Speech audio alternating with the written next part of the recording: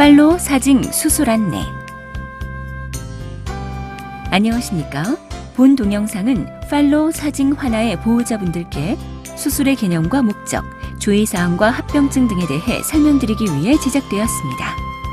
이어지는 내용을 참고하셔서 안전하고 효과적인 수술과 회복이 이루어질 수 있도록 협조해 주시기 바랍니다. 심장은 대동맥과 폐동맥을 통해 온몸으로 혈액을 순환시키는 펌프 기능을 담당하는 장기입니다. 심장은 두 개의 심방과 심실로 구성되어 있는데 좌우 심방과 심실 사이에는 승모판막과 삼천판막이, 좌심실과 대동맥 사이에는 대동맥 판막, 우심실과 폐동맥 사이에는 폐동맥 판막이 위치하고 있어서 심장을 통과하는 혈액이 한쪽 방향으로만 흐르도록 도와줍니다. 우심실을 출발하여 폐동맥으로 흘러들어간 혈액이 폐포 모세혈관을 통과하면서 산소와 이산화탄소를 교환한 다음 폐정맥을 거쳐 좌심방으로 돌아오는 것을 폐순환이라 하고, 좌심실로 넘어온 혈액이 대동맥과 동맥을 거쳐 전신의 모세혈관을 통과하면서 신체 장기와 조직에 산소와 영양분을 공급하고 이산화탄소와 노폐물을 흡수한 다음 상대정맥과 하대정맥을 통해 우심방으로 돌아오는 것을 체순환이라 하는데, 이처럼 혈액은 폐순환과 체순환을 반복하면서 순환고리를 형성하고 있습니다. 영어로 TOF라고 부르는 팔로 사징은 심실중격 결손증, 대동맥 기승, 폐동맥 협착, 우심실 비대 등 4가지 기형이 동시에 존재하는 선천성 심장기형입니다. 각각의 기형을 좀 더 자세히 살펴보면 좌심실과 우심실 사이를 막고 있는 심실중격에 구멍이 나 있는 심실중격 결손증과 함께 좌심실 위에 있어야 할 대동맥이 심실중격 위에 올라타고 있는 대동맥 기승이 나타나고, 우심실의 혈액이 폐동맥으로 흘러들어가는 입구나 폐동맥이 좁아져 있는 폐동맥 협착과 함께 좁아진 폐동맥으로 혈액을 내보내기 위해 우심실 벽이 두터워진 우심실 비대가 나타나는 것이 특징입니다. 전신을 순환하고 심장으로 돌아온 혈액이 폐동맥으로 흘러들어가 산소와 이산화탄소를 교환하는 정상의 경우와 달리 팔로 사징이 있는 환아는 전신을 순환하고 심장으로 돌아온 혈액의 상당량이 심실의 결손 부위를 통해 대동맥으로 흘러들어가 또다시 전신을 순환하게 됩니다. 그 결과 생후 수개월이 지나서부터 전신 청색증이 나타나고 성장 발육이 지연되며 호흡곤란이나 실신, 피로감, 운동 능력의 저하 등이 나타납니다. 수술은 팔로 사징에 대한 근본적인 치료법으로 심실중격의 결손 부위를 폐쇄시키고 좁아진 폐동맥을 넓혀줌으로써 정상적인 폐순환과 체순환을 회복시키는 것입니다.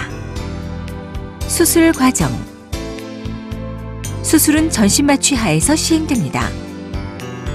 집도인은 개흉수를 통해 흉골을 열고 심장을 싸고 있는 심낭을 열어 심장을 노출시킨 다음 인공심폐기를 연결합니다. 참고로 인공심폐기는 온몸으로 혈액을 순환시키는 역할을 담당하는 심장의 기능과 산소와 이산화탄소를 교환하는 폐의 기능을 대신해주는 기계장치로서 인공심폐기를 사용하면 심장을 정지시킨 상태에서도 혈액순환을 유지하면서 수술을 시행할 수 있습니다. 인공심폐기가 작동하고 심장 박동이 멈추면 집도인은 폐동맥이나 심장을 절개하여 수술 부위를 노출시킵니다. 다음에는 환아의 심장에 존재하는 이상 부위를 하나씩 교정하는데, 폐동맥 판막에 기형이 동반된 경우에는 좁아진 판막을 넓혀주고 우심실 유출로를 좁히고 있는 근육 조직을 절제하여 넓혀줍니다.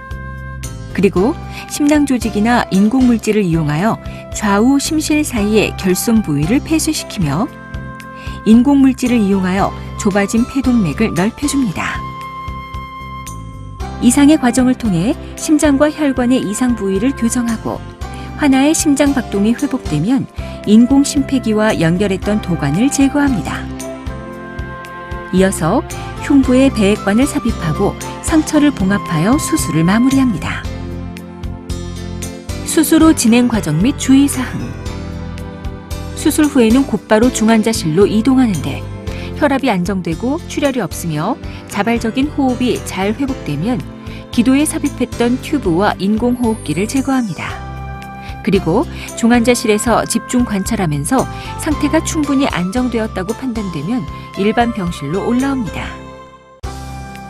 배액관은 몸속의 공기나 체액 등을 배출시키는 역할을 담당하는데 수술 후에는 배액관이 꺾이거나 빠지지 않도록 주의하시고 배액되는 액체의 양이나 성상이 갑자기 변하거나 통증이 심해지는 경우에는 즉시 의료진에게 말씀하여 주십시오.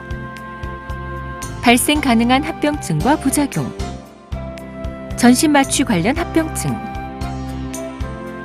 전신마취 시에는 기도삽관 후 인공호흡기를 연결하고 마취가스와 마취주사제를 투여하여 마취 상태를 유지하는데 환자에 따라서는 약물에 대한 과민 반응이나 기도의 과민 반응, 급격한 혈압 변동 등으로 인해 합병증이 발생할 수 있습니다. 폐합병증. 수술 후 가래를 제대로 배출시키지 못하면 무기폐나 폐렴이 발생할 수 있으며 그로 인해 호흡부전, 사망 등 심각한 합병증이 초래될 수 있습니다. 출혈. 인공심폐기를 사용하는 경우에는 혈전이 생성되지 않도록 항응고제를 투여하기 때문에 다른 수술에 비해 출혈의 위험이 높습니다. 수술 기술의 발달로 인해 과거에 비해 출혈량이 크게 줄어들기는 하였지만 환자에 따라서는 수술 중 또는 수술 이후에 다량의 출혈이 발생할 수 있습니다. 이러한 경우에는 수혈이 필요할 수 있는데 그로 인해 수혈 부작용이 발생하거나 매우 드물지만 간염이나 에이즈 등 감염성 질환이 전파될 수 있습니다. 감염.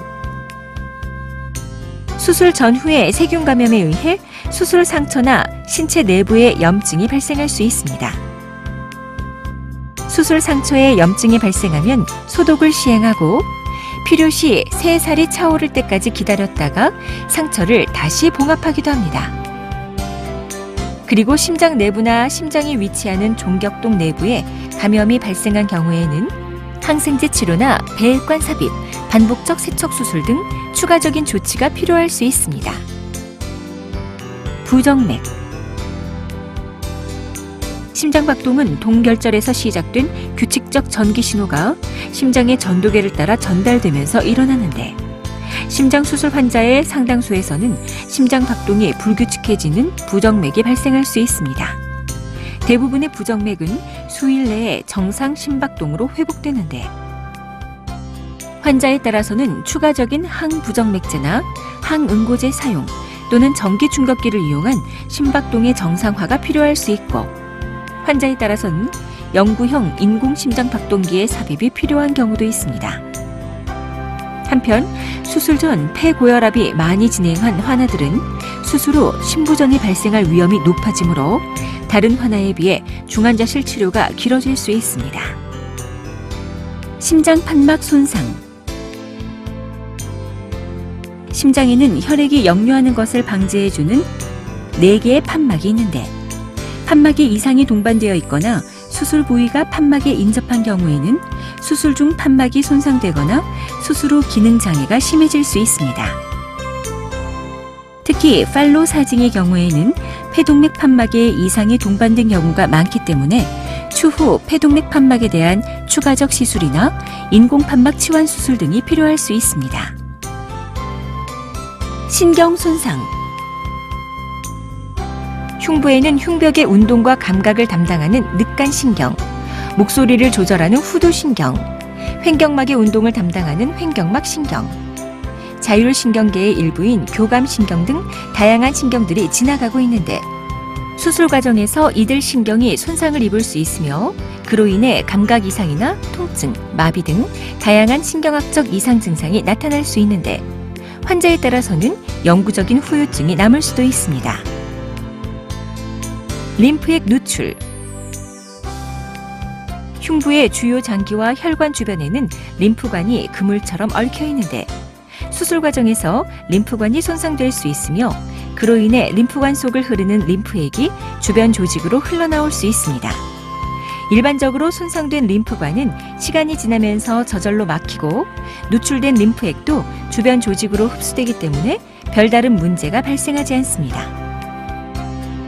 하지만 누출되는 림프액의 양이 많고 장기간 누출이 계속되는 경우에는 수술 부위에 림프액이 고이지 않도록 배액관을 유지하면서 림프액 누출을 줄이기 위해 금식이나 무지방 혹은 저지방 식이 등의 추가적인 조치가 필요할 수 있습니다.